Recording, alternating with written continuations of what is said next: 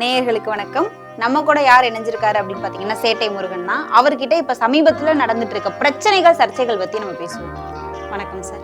அன்பிற்கினிய தமிழ் சொந்தங்கள் அனைவருக்கும் வணக்கம். சார், இப்ப என்னதான் சார் நடந்துகிட்டு இருக்கு? ஏன் இப்படி? எங்களுடைய காணொலியில் நான் முன்னாடியே தெளிவாக போட்டிருந்தோம். அதில் என்ன போட்டிருந்தோம் அப்படின்னா, இந்த அம்மா நடிகை வந்து 2011 வழக்கு தொடர்றாங்க, 2012 வாபஸ் பெறாங்க, மீண்டும் 2023 வழக்கு தொடர்றாங்க, 2023 வாபஸ் பெறாங்க. அப்போ நம்மளுடைய கட்சி மிகப்பெரிய தவறு என்னன்னா, அந்த கட்சியை அந்த வழக்கை அவங்க வாபஸ் வாங்கும்போதே நம்ம வந்து டிஸ்போஸ் பண்ணியிருக்கோம். அது பண்ணாமட்டதுனால அந்த வழக்கு மறுபடியும் நோண்டி எடுத்து பண்ணிக்கிட்டு இருக்காங்க. இதான் இப்போதைக்கு நடந்துகிட்டு இருக்கு. இதுக்கு நடுவில் தான் ஒரு சோகமான தீர்ப்பை உச்சநீதிமன்றம் கொடுத்துருக்கு. இடைக்கால தடை, இந்த வழக்கை விசாரிக்க கூடாதுன்னு இடைக்கால தடை விதிச்சிருக்கு. சோகமான தீர்ப்புங்கிறது எங்களுக்கு இல்லை, குறிப்பாக எனக்கு இல்லை.